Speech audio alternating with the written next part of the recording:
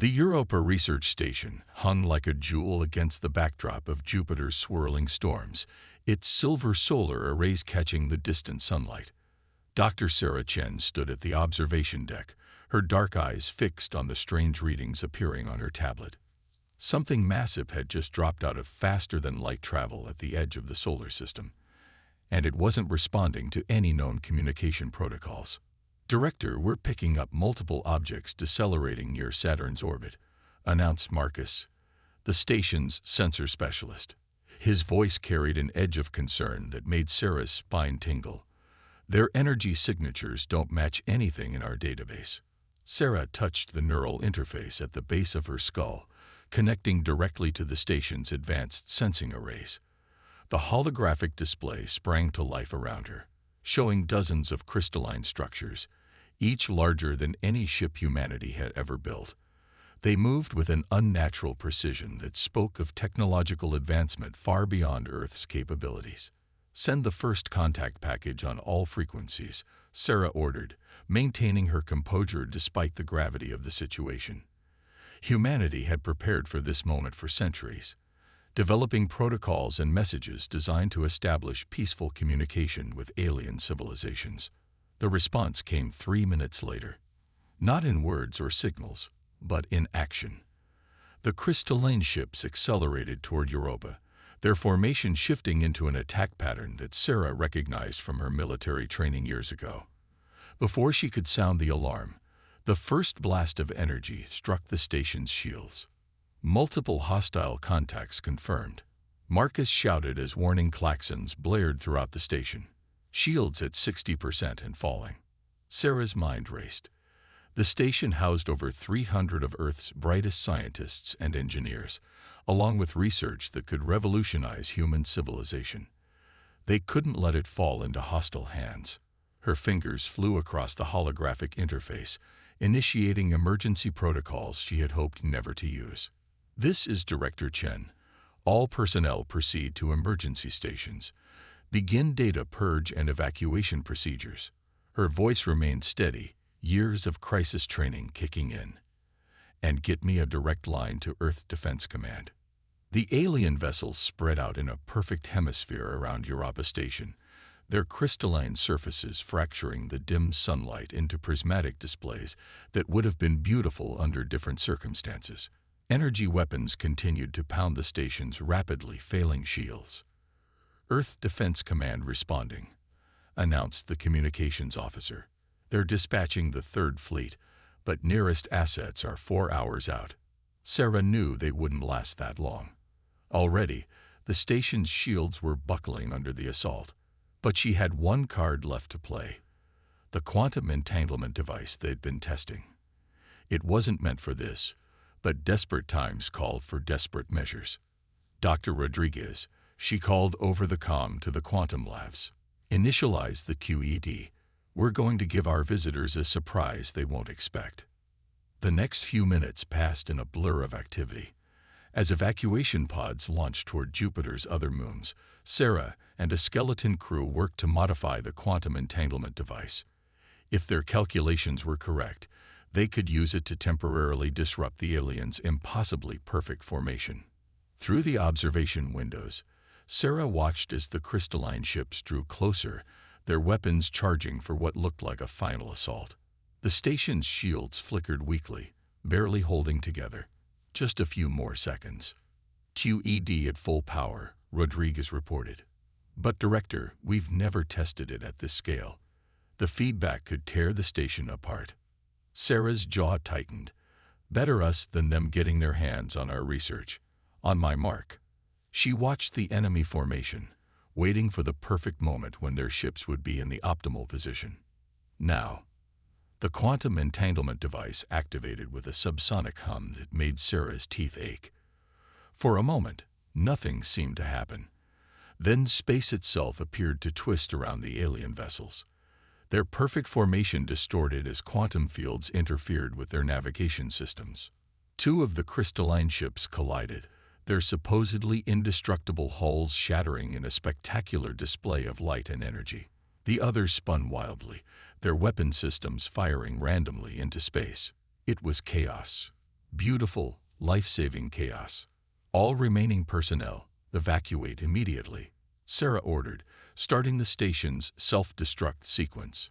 She had no illusions about surviving this encounter, but she could ensure that humanity's first contact with hostile aliens ended with a demonstration of human ingenuity and determination. As her escape pod launched into space, Sarah watched Europa Station grow smaller behind her.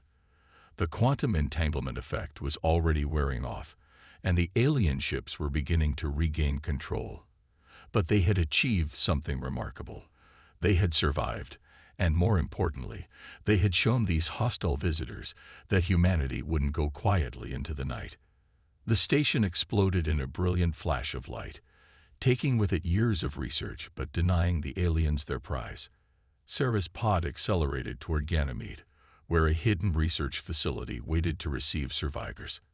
As Jupiter's largest moon grew larger in her viewport, she began composing her report to Earth Defense Command.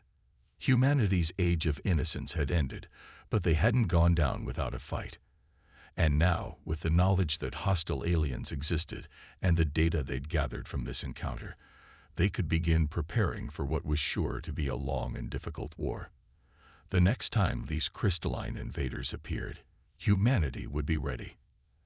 Admiral Elena Santos stood on the bridge of the HSS Hyperion, Earth's most advanced warship, as it emerged from its hidden dock within Titan's methane lakes. 6 months had passed since the Europa Station incident, and humanity had used every second of that time to prepare. The Hyperion represented their best hope, a vessel built with technology reverse-engineered from debris left behind by the crystalline ships. "All systems online," reported Commander David Chen, his fingers dancing across the quantum-enhanced control interface. "Metamaterial cloak is holding stable. As far as anyone can tell, we're just another chunk of ice in Saturn's rings." Elena nodded, her expression grim.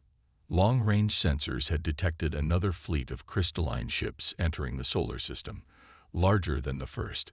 This time, they weren't bothering with pretense. They were heading straight for Earth.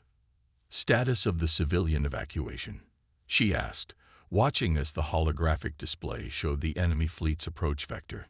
Lieutenant Maria Patil consulted her readings. "Underground arcologies are at 80% capacity. The lunar bases are prepped to receive the remaining population centers, but we need at least 6 more hours." 6 hours they didn't have. The crystalline ships, now identified as belonging to the Nexer Empire, would reach Earth in less than 4. Elena had studied every scrap of data from the Europa incident, learning what she could about their adversary. The Nexer were mathematical perfectionists, their entire civilization built around concepts of absolute order and symmetry. It made them predictable in some ways, but their technology was decades ahead of humanity's. "What's the status of Project Chaos?" Elena asked, turning to Dr. Sarah Chen, the survivor of Europa Station, who now served as the Hyperion's chief scientist. The woman was Commander Chen's sister, and just as brilliant. Sarah looked up from her station, dark circles under her eyes suggesting another sleepless night of calculations. "The quantum disruption field is ready, but it's not like Europa. They'll be expecting it this time. We need something more." Elena walked to the tactical display, studying the approaching Nexer fleet. Their formation was different this time, more dispersed, likely a countermeasure against quantum disruption attacks. But there was still a pattern to it, a mathematical perfection that might be their weakness. "Show me the gravitational topology of their approach vector," she ordered. The display shifted, revealing the complex gravitational wells created by the planets and their moons. An idea began to form. "Sarah, what if we combine the quantum disruption field with a gravimetric pulse, something that would cascade through their formation like a wave?" Sarah's eyes widened as she ran the calculations. Yes. Their ships maintained position through quantum-locked gravitational anchors. If we could disrupt both the quantum and gravitational fields simultaneously, they'd tear themselves apart trying to maintain their perfect formation. David finished, catching on to the plan. "But Admiral, to generate a pulse that powerful, we'd need to get close, very close, Alina's jaw set in determination. And we'll only get one shot at this. The next hour was a blur of preparation. The Hyperion's engines were modified to channel power into both the quantum disruption field and the experimental gravimetric pulse generator. Every crew member knew the risks. They were effectively turning their ship into a giant space-time disruption bomb. As they waited in Saturn's rings, Alina addressed the crew. What we do today isn't just about survival. It's about showing the galaxy that humanity won't be crushed under the weight of so-called perfection. We're messy, we're chaotic, and that's our strength. The Nexer think they can simply calculate their way to victory, but they're about to learn that the universe isn't just mathematics. It's art, it's inspiration. It's the beautiful chaos of life itself. The Hyperion's engines powered up, its metamaterial cloak still masking their presence. They would only get one chance to position themselves perfectly within the Nexer formation. The enemy ships drew closer, their crystalline hulls refracting sunlight in complex patterns that seemed to mock the disordered nature of human vessels. All hands, battle stations, Alina ordered. Commander Chen, plot us a course right through the heart of their formation. Lieutenant Patel, divert all power to the pulse generators when we reach the target point. Dr. Chen, you'll need to time the quantum disruption field perfectly. The bridge crew worked with practiced efficiency, each person knowing their role in the desperate gambit. The Hyperion glided silently through space, its presence hidden by technology that had seemed like science fiction just months ago. Enemy formation approaching optimal position, David reported. 30 seconds to intercept. Alina watched the distance counter tick down. Everything they had learned, every advantage they had scraped together, it all came down to this moment. The Nexar had to be stopped here, before they reached Earth, before they could impose their version of perfect order on humanity's beautiful chaos. Remember, she said quietly, we're not just fighting for Earth. We're fighting for the right to be imperfect, to be human.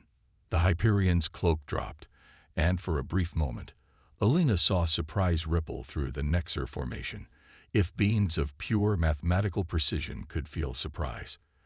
Then both quantum disruption field and gravimetric pulse fired simultaneously, and space itself seemed to twist and buckle around them.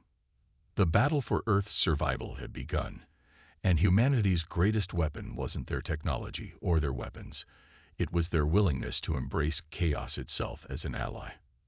The combined quantum gravitational pulse ripped through space like a stone thrown into a perfect pond, sending ripples of distortion through the Nexer formation. Crystal ships spun and twisted, their precise formations buckling under forces they had never been designed to withstand. But the Hyperion's crew had no time to celebrate their initial success. Multiple power fluctuations. Sarah Chen called out, her hands flying over her console. The pulse is creating more interference than we calculated. Our systems are being affected too. Admiral Santos watched as the holographic display flickered and distorted, showing the chaos they had unleashed.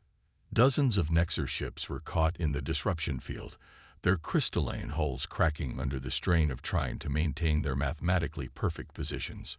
But others were already adapting, their formations shifting into new patterns that somehow channeled the chaos itself.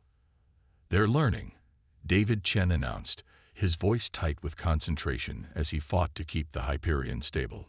The outer rings of their formation are using our own pulse against us, creating a resonance pattern that. The ship suddenly lurched as a concentrated beam of energy struck their aft shields. Warning klaxons blared throughout the bridge as more hits followed, each one precisely calculated to strike where their defenses were weakest. Shields at 40%, Lieutenant Patel reported. The Nexer ships are coordinating their attacks through some kind of quantum entanglement network. They're adapting faster than we predicted. Alina gripped her command chair as another blast rocked the ship. The Nexer were supposed to be rigid, inflexible in their devotion to order, but they were showing an ability to learn and adapt that no one had anticipated. Their perfect formations were now flowing like liquid crystal, turning the Hyperion's own chaos against them. Sarah, Alina called out, What happens if we reverse the polarity of the quantum field? Use their own order against them. That's brilliant. Sarah's fingers danced across her console. Their quantum entanglement network requires perfect synchronization. If we can inject our own signal into their network, we could create a feedback loop, David finished, catching on to the plan. But Admiral, we'd need to get much closer to their command ship. Close enough that we'd be within their crystal matrix formation. Elena nodded grimly. Right where they want us. The decision weighed heavily on her. The Hyperion was humanity's best hope, carrying technology and innovations that had taken months of desperate work to develop. Risking it all on one desperate gambit seemed foolish. But then Elena remembered the words of her old mentor. Sometimes the best move is the one your enemy thinks is too stupid to try. All hands, she announced shipwide. Prepare for close-quarters combat. Engineering, divert all available power to the quantum injector arrays. Security teams, stand by for possible crystalline intrusion. We're going to show these perfect beings what human improvisation looks like. The Hyperion's engines flared to life, driving them straight toward the heart of the Nexer fleet. Enemy fire intensified, but David's piloting was a thing of beauty. More art than science as he weaved through the crystalline barrage. Each near miss and last-second dodge sent cascading disruptions through the enemy's formation.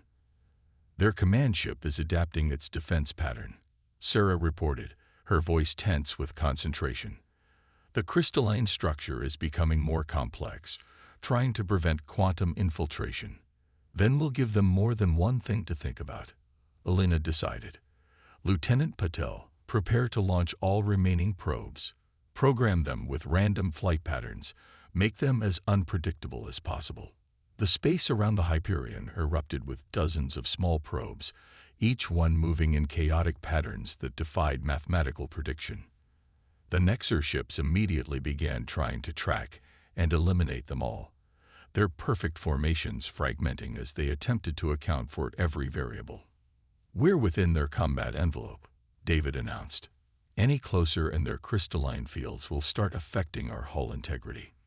Elena watched as the massive Nexer command ship loomed before them, its surface a maze of geometric patterns that seemed to shift and flow like living mathematics. This close, she could see why some called them beautiful. There was a terrible perfection to their design that almost hurt to look at. Sarah, status of the quantum injector. Ready, Admiral. But we'll only get one shot at this. The feedback loop will affect us too. We'll need to withdraw immediately or risk being caught in our own trap. Elena nodded, her eyes fixed on the tactical display. Everything hinged on perfect timing. Their one concession to the Nexer's philosophy of precision. On my mark. 3, 2, 1. The quantum injector fired, sending a pulse of pure chaos into the heart of the Nexer's command and control network. For a moment, nothing seemed to happen. Then, like a crystal glass shattering from a precise musical note, the perfect order of the Nexer fleet began to break apart. Ship after ship lost coherence as conflicting orders cascaded through their network. Some tried to maintain formation while others attempted to adapt, creating a feedback loop of mathematical impossibilities that their rigid systems couldn't resolve. The crystalline hulls began to crack, perfect geometries shattering under the strain of their own impossible calculations. But the Hyperion wasn't unscathed. The feedback pulse ripped through their systems like a digital tornado, overloading circuits and scrambling quantum processors. All hands braced for emergency withdrawal. Elena ordered as warning lights flashed across every console. They had struck a decisive blow, but now they had to survive to tell about it. Emergency lighting cast an eerie red glow across the Hyperion's bridge as damage reports flooded in from every deck. The quantum feedback pulse had done more than just disrupt the Nexer fleet. It had pushed their own systems to the breaking point. But through the chaos, Admiral Santos could see something remarkable happening on the tactical display. Sarah, are you seeing this? Elena asked, watching as the surviving Nexer ships began moving in strange, erratic patterns. What's happening to them? Dr. Chen studied her readings intently, her eyes widening. The quantum pulse didn't just disrupt their network, it's forcing their ships to process chaos itself. Their rigid mathematical systems are trying to find patterns in randomness, and it's driving their computational matrices into a cascade failure. Through the main viewport, they could see the crystalline vessels twisting into impossible shapes as their control systems attempted to compensate for variables that couldn't be quantified. It was like watching perfect geometry try to solve an endless paradox. Multiple Nexar ships are powering down, Lieutenant Puddle reported. Others are. Admiral, I think they're attempting to retreat, but their navigation systems are compromised. They can't plot coherent courses. Commander Chen's hands moved steadily over his controls, keeping the damaged Hyperion at a safe distance from the disintegrating fleet. We've got them on the ropes, but we're not in much better shape. Main power is fluctuating, and the quantum injector is completely burned out. Elena knew they had struck a crucial blow, but the war wasn't over. Even now, she could see some of the Nexar vessels beginning to stabilize, their adaptive systems slowly learning to process chaos in ways their creators had never intended. They needed something more, something that would end this threat once and for all. Sarah, she called out, you studied their debris from the Europa incident. What drives them? What's at the core of their philosophy? Sarah looked up from her console, her expression thoughtful despite their dire situation. They're obsessed with perfection, mathematical, geometric, quantum. Everything they do is based on the idea that the universe can be reduced to perfect equations and patterns. And what's the opposite of that? Elena pressed, an idea forming. Entropy, Sarah replied immediately. Disorder, randomness, the inevitable tendency of all systems toward chaos. But Admiral, we've already tried using chaos against them. No, Elena smiled grimly. We used our version of chaos. What if we showed them the universe's version? She turned to the tactical display.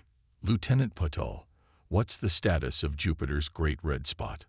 Maria checked her readings, confusion evident on her face. The storm is in its normal cycle.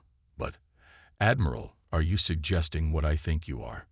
The Great Red Spot is the solar system's perfect example of controlled chaos, a storm that's raged for centuries following patterns we still can't fully predict. Belena's eyes gleamed with determination. Commander Chen, plot us a course to Jupiter. Sarah, I need you to figure out how we can use the Hyperion's remaining systems to interact with the storm's dynamics. Understanding dawned on their faces as the plan became clear. The Nexar ships were already struggling to process the quantum chaos they'd injected into their networks, exposing them to one of nature's greatest displays of mathematical unpredictability might be enough to push them past their breaking point. The journey to Jupiter was tense. Engineering teams worked frantically to restore what systems they could, while Sarah and her science team reconfigured their remaining sensors to interface with the Great Red Spot's complex atmospheric patterns. The surviving Nexar ships followed, their movements still erratic, but slowly becoming more coordinated as they adapted to their damaged systems.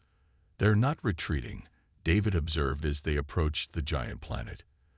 Their programming won't let them give up until they've achieved their mission parameters. Then let's use that against them, Elena replied. Sarah, are we ready? As ready as we'll ever be, Sarah answered. We've modified the gravitational pulse generator to interact with the storm's dynamics. When we fire it into the Great Red Spot, it should create a cascading effect that will amplify the storm's natural chaos. But Admiral, this is going to get rough. Elena opened a channel to all hands, all personnel, secure for extreme turbulence. What we're about to do has never been attempted before, but that's what humans do best. We try the impossible. The Hyperion descended toward Jupiter's turbulent atmosphere, its shield straining against the intense radiation and pressure. Behind them, the Nexar fleet followed, their crystalline ships glinting in the dim sunlight as they attempted to maintain formation through the growing turbulence. Entering optimal firing position, David reported, his voice steady despite the ship's violent shaking. The great red spot is directly below us. Elena took a deep breath, watching as the massive storm system filled their view. A swirling maelstrom of gases and forces that had defied scientific explanation for centuries. Sometimes, she said quietly, the best way to fight perfection is to embrace the perfect imperfection of nature itself. Sarah, fire when ready. The gravitational pulse struck the heart of the great red spot like a stone thrown into a whirlpool. For a moment, nothing seemed to happen.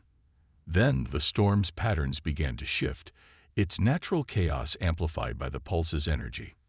The effect on the Nexer ships was immediate and devastating. The great red spot erupted with unprecedented fury as the gravitational pulse disrupted its ancient patterns.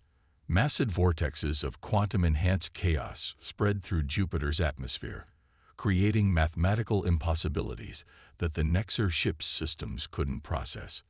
Their crystalline hulls, designed to maintain perfect geometric harmony, began to resonate with frequencies that defied their fundamental programming. Multiple Nexer vessels experiencing critical failures, Lieutenant Pottle reported, her voice barely audible over the sound of the Hyperion's straining hull. Their crystalline matrices are destabilizing. Through the view screen, Elena watched as the proud Nexer fleet, with all its mathematical perfection, confronted the raw, uncontrollable power of nature enhanced by human ingenuity. The crystalline ships twisted and fragmented, their once perfect formations dissolving into randomness as they fought against forces that couldn't be quantified or predicted. "Admiral," Sarah called out urgently, "the storm's quantum signature is evolving in ways we didn't anticipate. The chaos is becoming organized somehow. The Nexer ships, they're not just being destroyed, they're being transformed." The tactical display showed something extraordinary. As the Nexer vessels were caught in the enhanced storm's grasp, their crystalline structures began to change. Instead of simply breaking apart, they were reforming into new patterns that somehow incorporated both order and chaos. "They're adapting," David realized, his hand steady on the controls despite the turbulence. But not like before. It's as if they're learning to accept imperfection as part of their existence. Elena watched in fascination as the surviving Nexer ships stabilized into new configurations. Their once rigidly geometric forms now flowed with organic curves and asymmetrical patterns that seemed to echo the storm's own chaos while maintaining their fundamental structure. "We're receiving a transmission," Maria announced, surprise evident in her voice.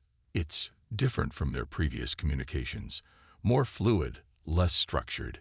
A voice filled the bridge, not the perfect mathematical tones they'd heard before, but something that seemed to dance between order and chaos like music. "We understand now. The flaw in our perfection was the rejection of imperfection itself. You have shown us what we could not calculate, that true harmony comes from the balance between order and chaos."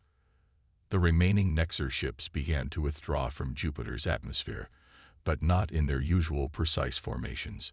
Instead, they moved like a school of fish, each maintaining its place while allowing for natural variation and adjustment. "They're broadcasting on all frequencies," Maria reported. "Sending, peace signals, and something else. Mathematical proofs, but unlike anything I've seen before. They're theorems about the necessity of uncertainty in complex systems." Sarah's eyes widened as she studied the incoming data. "They're sharing their knowledge with us, but it's transformed. They've integrated our concept of beneficial chaos into their understanding of the universe. This isn't just a retreat, it's an evolution." Elena felt the weight of the moment. They had come expecting to fight a war for survival, but instead had sparked a transformation that could change both civilizations. "Send a response," she ordered. "Tell them we're willing to talk about a future where order and chaos can coexist." As the Hyperion limped away from Jupiter's turbulent atmosphere, the crew watched the Nexer ships depart, their new forms a testament to the power of adaptation and change. The threat to Earth was over, but something more important had been achieved. a breakthrough in understanding that transcended both human and Nexar limitations. Weeks later, Alina stood in the observation lounge of the newly established Jupiter Research Station, watching scientists from both civilizations work together to study the enhanced Great Red Spot.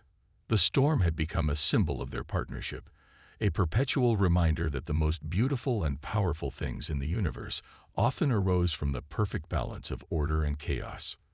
"We've received the latest reports from the Joint Research Team," Sarah said, joining her at the window.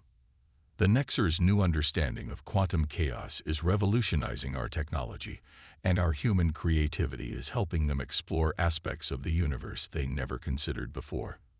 Elena nodded, watching as a transformed Nexar ship glided past the station, its crystalline surface now flowing with organic patterns that seemed to dance in Jupiter's light. Sometimes the greatest victories aren't won through strength or technology, but through the willingness to embrace change and learn from our differences.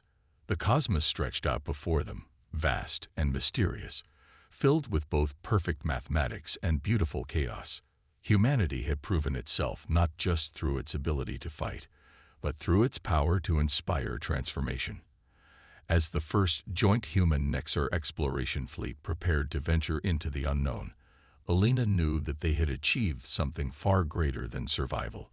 They had opened the door to a future where the combination of human adaptability and Nexar precision might unlock the deepest secrets of the universe itself. In the end, it wasn't humanity's weapons or technology that had saved them, but their fundamental nature, their ability to see beauty in imperfection and strength in adaptation.